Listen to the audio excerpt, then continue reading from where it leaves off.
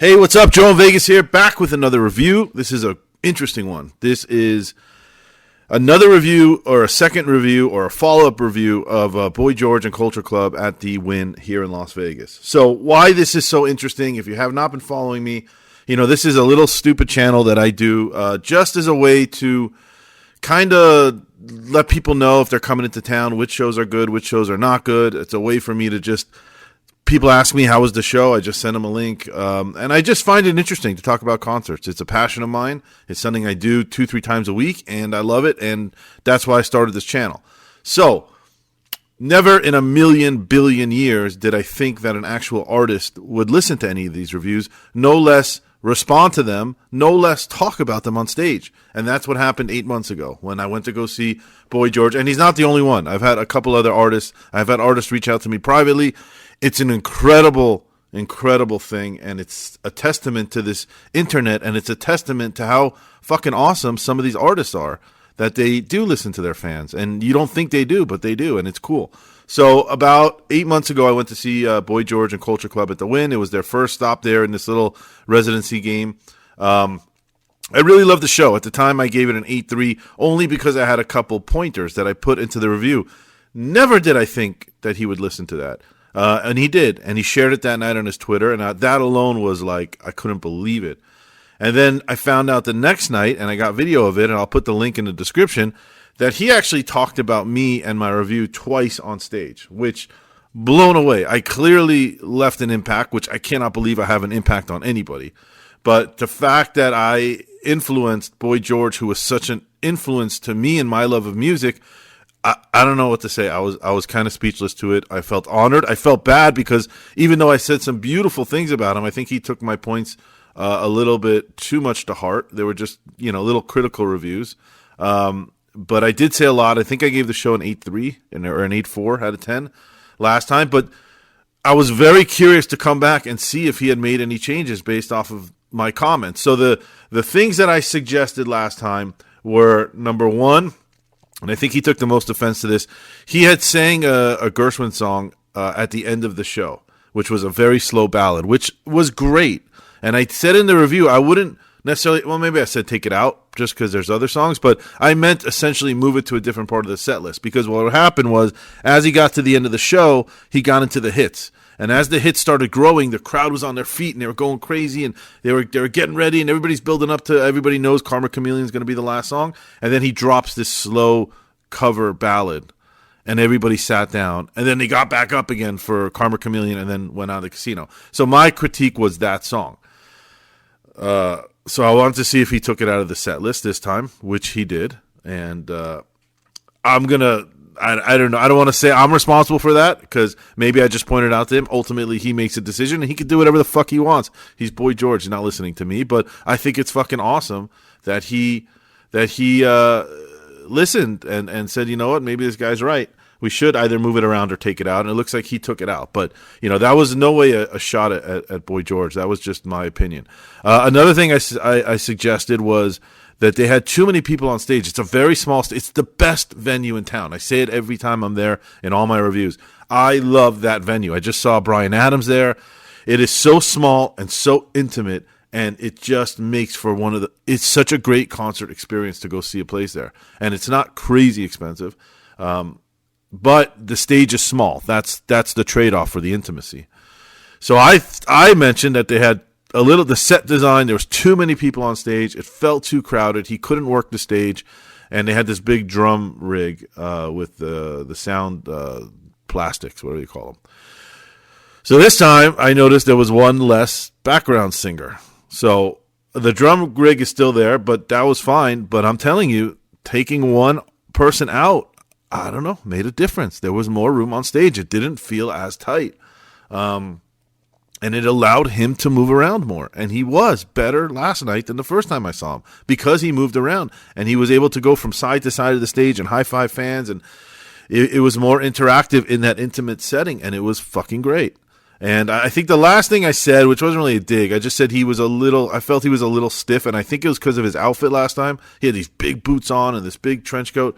This time he was a lot more relaxed. He wore this, sneakers and a more of a comfort-fitting suit. And he was all over the place. And again, I'm not taking credit for any of this. I'm just pointing out the last show and this show and what I saw. So awesome. I don't know if Boy George is ever going to hear this one, but thank you, man. Thank you for listening to your fans and not being too much of a diva to be like, fuck you. Even though you said that on stage, I'll do what I want. I'm British or whatever you said. I don't know. But it's really cool. And this has been a really interesting and eye-opening experience for me.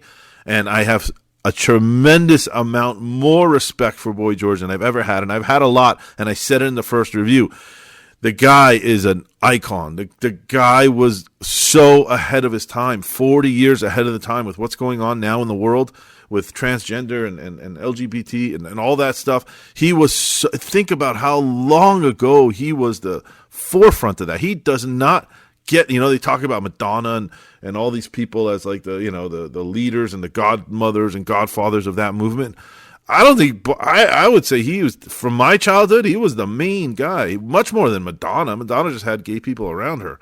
Boy George was living it and pushing it, not pushing it, just living it. Didn't give a fuck about anything. This is who I am. This is my music. Take it or leave it. And we took it. We loved it. We still love it because the place was packed. And this motherfucker has a residency at the Wynn every couple months, and he still tours around the world. And I'm a big fan of him personally. I'm a big fan of Culture Club. I'm a big fan of saying that I think his voice has gotten better. It's gotten deeper and smokier and matured over the years. I'm just something about this guy, man. He's got this smile on stage. It's a very warm. Every time he smiles, you could see it from the back of the arena or whatever the stadium, the arena, the club, the concert hall. He's got a huge smile that's so warm. There's something very warm about him. He's got that diva-ness in him, but you can see through it that he's a very sweet human being. And anyway, on to the music. So here is the set list. He starts with Next Thing Will Be Amazing, then It's a Miracle, and I'll Tumble For You. So he goes right into two big hits out of the gate. And I said this at the last review too. I kind of forgot the first time I saw him how many hits Culture Club had, because your brain goes to Karma Chameleon and maybe, Miss Me Blind or some of those big, but I don't know, man. He has so many hits.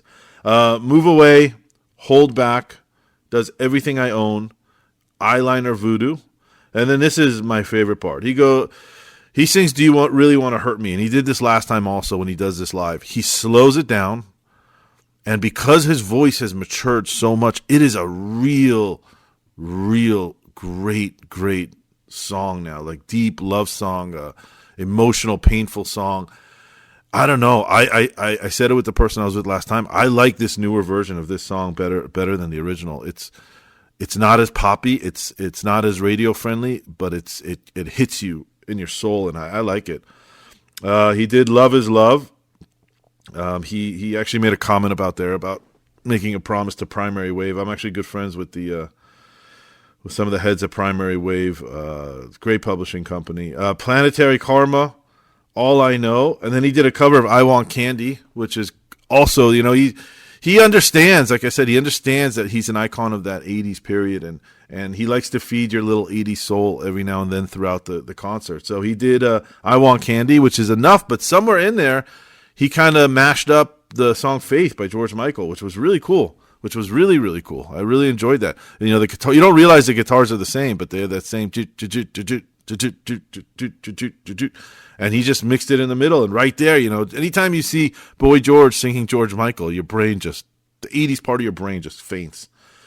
Because he did it last time, and he did it again on the next song, which is Church of Poison Mind. Where he does a Wham song. He also mashes up a Wham. Church of Poison Mind on its own is an incredible song. I love that song. But then he mashes up, if you want to do it right, do it. And he does that at the end of Church of Poison Mind, which is Wham. So now the last two songs of the show, you got this mashup of Culture Club, Boy George, Wham, George Michael, and your brain is just like, this is fucking awesome. And that's why we go. That's why we go to these shows. Then he does Time, great song, Miss Me Blind, Rock and Roll Hallelujah. And then he did this last time, also a nice fucking treat, man, is Sympathy for the Devil, the Rolling Stones cover. It's the last song you would ever expect Boy George to play at a concert. Like, hey, let's go to Culture Club tonight. Would you ever think in a million years he'd play Rolling Stones? Nope. Do you ever think he would kill it? Nope, he does. It's a great version. He did it last time also. And that's what I'm talking about. We're at the end of this show now, and the people are on their feet. Everybody's dancing. The last 4 or 5 songs have all been big hits. And this is where I had my problem last time. He threw that Gershwin song in. Everybody sat down. And I'm like, what the fuck? So, again, I tip my hat to you, Boy George, for taking that out. Not because there's anything wrong with the song. It's a beautiful song. It just doesn't fit the set list of where we are. So he took it out, and then he just blows everybody out with Karma Chameleon. And that's, obviously the song that everybody knows of them. I wouldn't say it's the reason everybody comes, but it's definitely their biggest hit. It's their flagship song, and it's holds up. All these songs hold up 40 years later. Last time, I think I gave the show an 8.3. I am going to bump that way up. I thought it was much better. I'm going to give it a 9.1 this time. I hope this is going to be a regular thing. I'm going to keep coming back. And you know what? This venue tends to get a little pricey. You still get a lot for your money because it's a small venue, but their tickets were cheap. And I've said this in my last couple of reviews. Ticket prices have become part of reviews. That what's going on with Ticketmaster and ticket prices and artists has become a major part of going to concerts, and they have to be talked about in each show. So I'm going to start telling people what I paid. These tickets to sit on the orchestra level, which is the bottom level, which is the place to be in that venue, were only like $115 plus fees, which is an incredible bargain. And it's again, tipping my hat to Boy George. I think if he wanted to, he had the ability to probably charge more and get it. But I don't think he did. Now, for me, I got lucky. I got a coupon from Live Nation or somebody in an email, and it was a 50% off Valentine's sale for one day. I got that ticket for $45. I mean, what the fuck? How the fuck? Where can you go see a top-notch 9.1 show for $45 a ticket at the Wynn in Las Vegas? I got very lucky, But even without the coupon, the $115 a ticket would have been a bargain. These Beyoncé, these people are charging $1,000 tickets. Madonna's charging $1,000 tickets. Fuck you guys, man. You're not there for your fans, But anybody, whatever. It's very affordable tickets. I believe it comes straight from the artist. I don't believe all the other bullshit. They're like, oh, we don't have control. Bullshit. Artists know what's going on, or the artist management knows what's going on at least. So, great show, 9.1. Again, I feel cosmically aligned with Boy George the rest of my life because of our experience, and that's really cool, man. And if you end up hearing this one, again, I'm going to thank you for all the years of music, for all the shows I've seen you, for keeping it real, for doing it all these years later, and you're still killing it. You look great, you sound great. Even if you're not the biggest Culture Club fan, it is impossible not to like this show. Thanks for listening. Comment, subscribe if you've seen them. I will see you at the next show. Take care. Bye-bye.